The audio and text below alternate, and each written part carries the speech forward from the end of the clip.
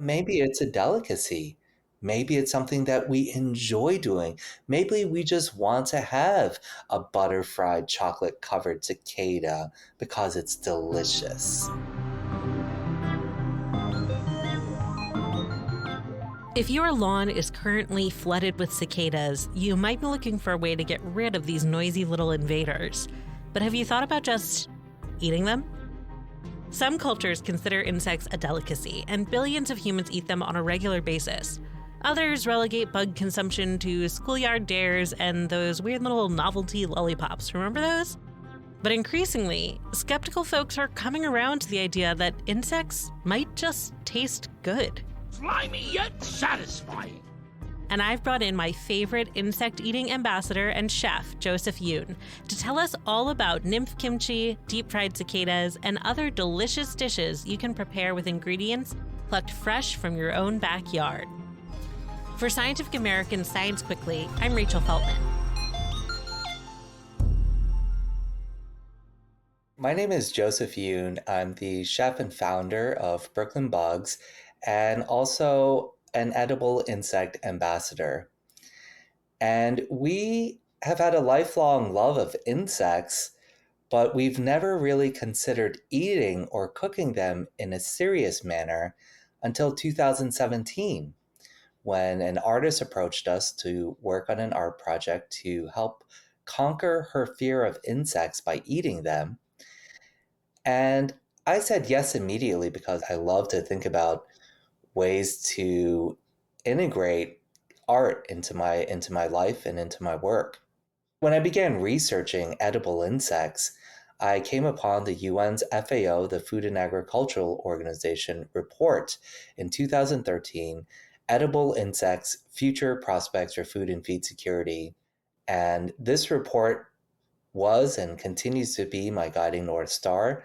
And it really profoundly had an impact on me to think that we can take something so visceral and so weird for a lot of our American counterparts, and then to think that it can address food security and sustainability, health and nutrition, workforce activations and livelihoods, and environmentalism. This became a tremendous source of motivation and inspiration for me.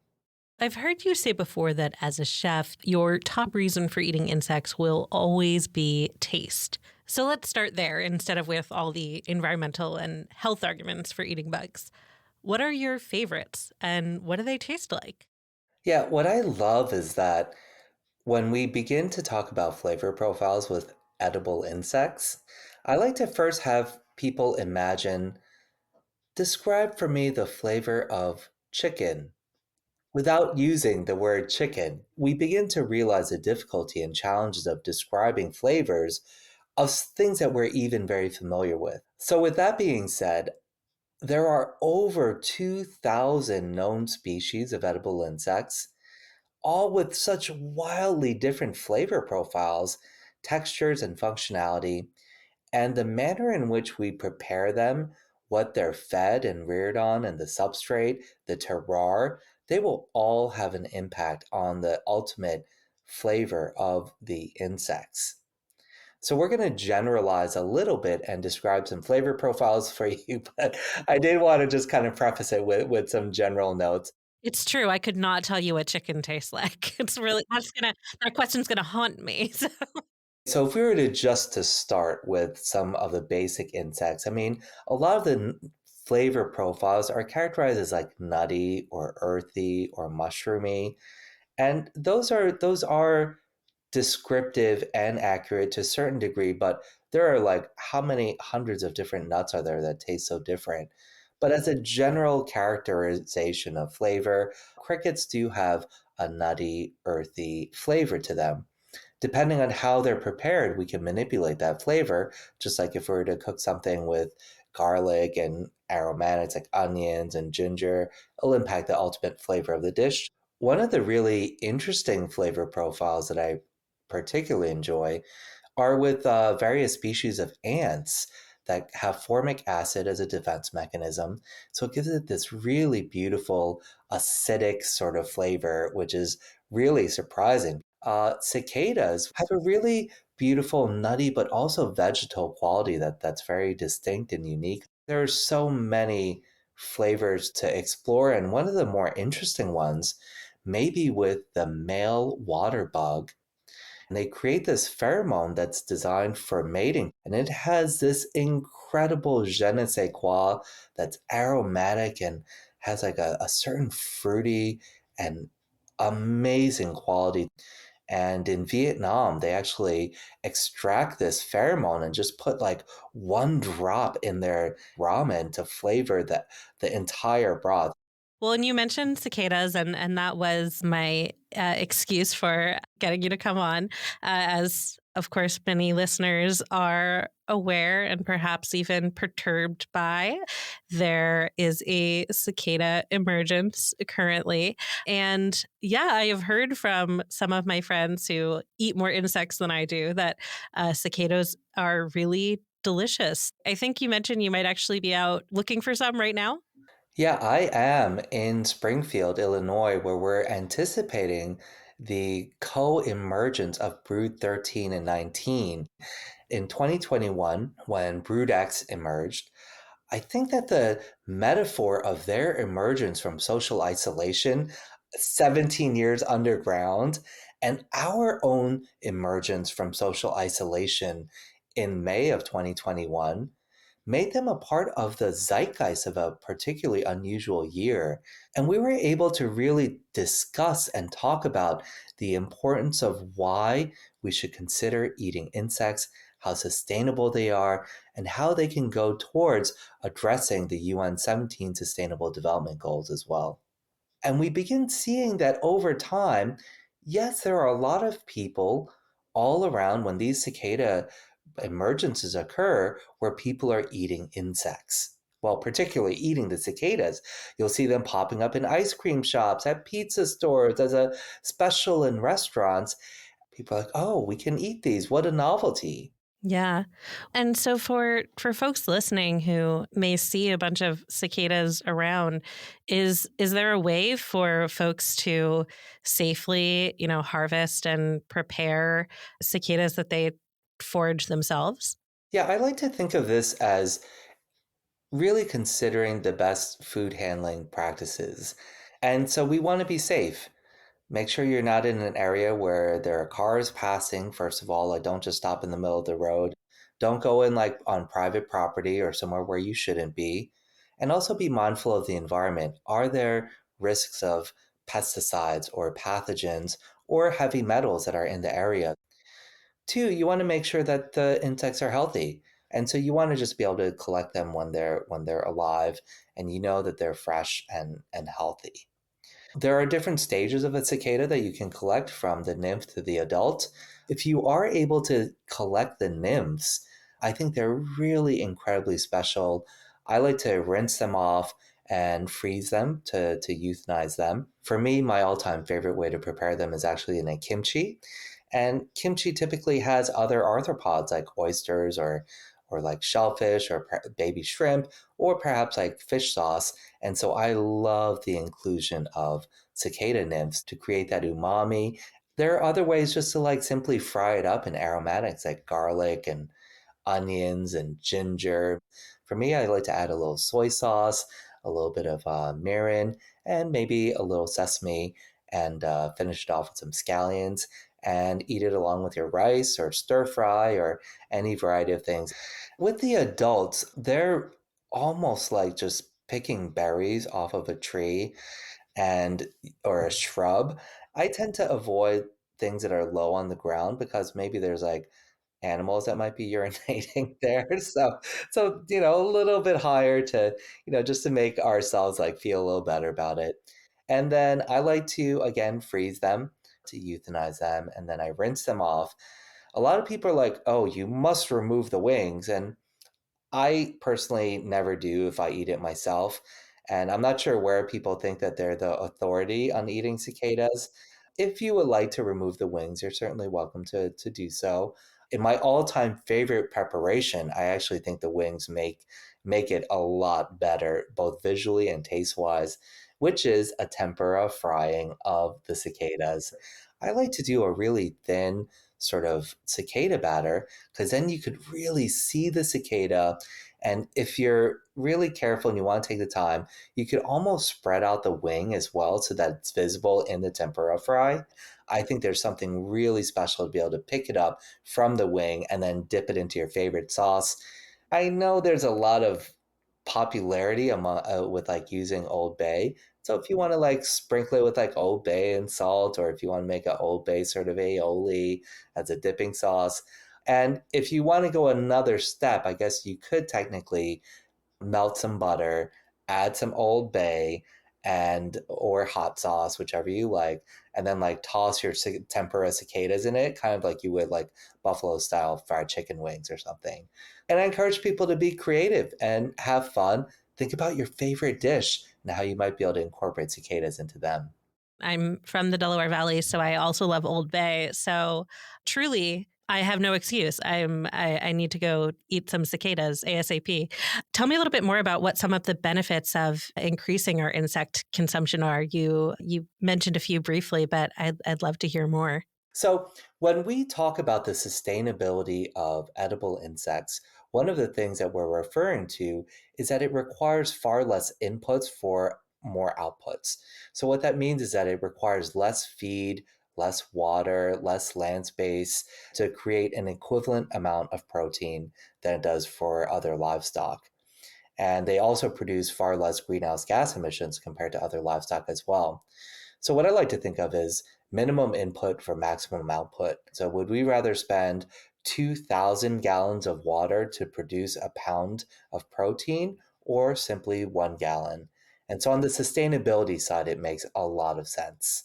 What we have with insect agriculture is a potential for a circular and regenerative agriculture. And so, we could take food waste from farms, from grocery stores, from restaurants, to bakeries and breweries and feed them to insects and eliminate them from going into our landfills, which would dramatically decrease greenhouse gas emissions. And we've also utilized it as animal feed and as pet food and also aquaculture. And so we're able to feed this to the animals. And what we're finding is that a lot of the animals are a lot healthier when they're eating insect protein instead of soy or corn, which leads us to also consider like, oh, wow, we can decrease the deforestation in the Amazon that's being utilized for animal feed by also incorporating this method and utilizing these insects for animal feed and for pet food. And to close this loop of insect agriculture, a byproduct of rearing metric tons of insects will be the frass or the excrement. And it's also mixed with the exuviae, which are the exoskeletons. And this is an incredibly efficient bioorganic fertilizer. And it mitigates chemicals from going to our waste streams from traditional fertilizers. We're seeing that the plants are incredibly healthy when utilizing the frass, but the real tremendous potential is that it also goes a long way in replenishing our soil health.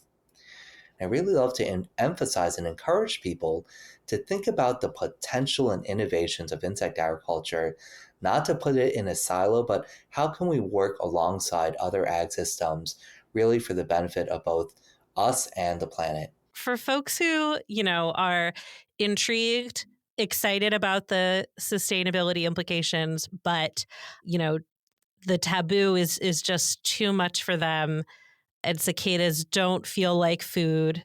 What are your sort of gateway insects that you suggest to people? Which ones tend to really surprise skeptics? I think that the crickets turned into powder is incredibly versatile. You could add to your smoothies, you could add to soups, you could add it into your baking, you could add it into your marinara sauce and make lasagna with it, but have it be fortified with that extra nutrition and flavor. And so the versatility of crickets, its availability, and to be able to use it in the cricket powder, to me, I regularly do indeed call the cricket the gateway bug. So we'll see like what possibilities occur with that. But black ants as well, they might look like caviar or black sesame seeds, and its punch of flavor When you just eat it by itself, it's like, oh my gosh, it's so tart.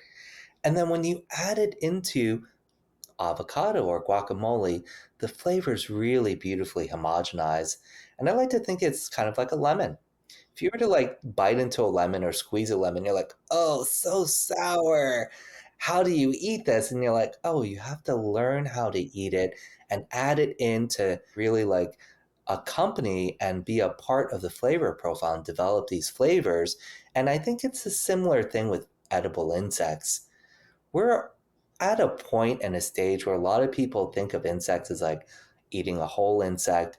And I think our understanding functionally is kind of like we're biting into a raw lemon, but we have to begin learning the gastronomical properties and really develop more of the tools, assets, and even language and how we're going to address it to be able to be successful in getting people to adopt it. And so going back to your original question, I think that we have a big void in the knowledge. And without that knowledge, people are like, okay, I know what eating is. I know what insects are. So, of course, I know what eating insects are, but their real understanding of it is devoid of a lot of the knowledge. And so, beyond the why, I think we also have to consider that, there's a great moment for us to learn. If we were to know that there are billions of people around the world that already consume insects on a regular basis, not out of desperation, but maybe it's a delicacy. Maybe it's something that we enjoy doing. Maybe we just want to have a butter fried chocolate covered cicada because it's delicious. And so for me, one of the really big things is that when people ask me, what's like the one way or one insect you think that will get people to change their mind? I like to really think about the personal nature of eating and that this is not a one size fits all solution and that it really requires this complex interdisciplinary nature for us to really think about how we're going to successfully transform a global perception around insects as being a pest or something that bites you or eats the plants in your garden to being something that's sustainably farmed or harvested specifically for human consumption and that's processed in America at FDA approved facilities, and that we can have this sort of knowledge that can build the confidence and then to be able to create the hundreds of dishes that I've done and to be able to share this with people where, hey, that's a very recognizable food. I love drinking fruit smoothies with the addition of like another 30 grams of protein. Or I love the idea of eating a cricket lasagna where I don't even have to see the cricket if I don't want to. Or I love this like tempura fried cicadas with a buffalo dipping sauce. That sounds absolutely delicious. And so I think that everyone has to come to this on their own, but I never want people to feel like I'm pressuring them or that they have to do it because of sustainability, but that they can really come to this on their own terms and go like, oh, I keep seeing all these dishes with crickets and cicadas, and I'm very curious because people are saying they taste delicious. That's kind of the approach that I have, is that I'd love for people to like just have the decisions and the knowledge so that this isn't propaganda, because we're not trying to go out there and make this be political or have this be part of some political agenda, but really to think about like, hey, there are great benefits to this, but ultimately it's also incredibly delicious and fun. That's all for today's episode. Join us again on Friday for a look at the surprising new science of plant intelligence. Science Quickly is produced by me, Rachel Feltman, along with Kelso Harper, Corinne Leong, Madison Goldberg, and Jeff Delvicio. Ella Fetter, Alexa Lim, Madison Goldberg, and Anaisa Ruiz Tejada edit our show, with fact-checking from Shayna Posas and Aaron Shattuck. Our theme music was composed by Dominic Smith. Subscribe to Scientific American for more up-to-date and in-depth science news.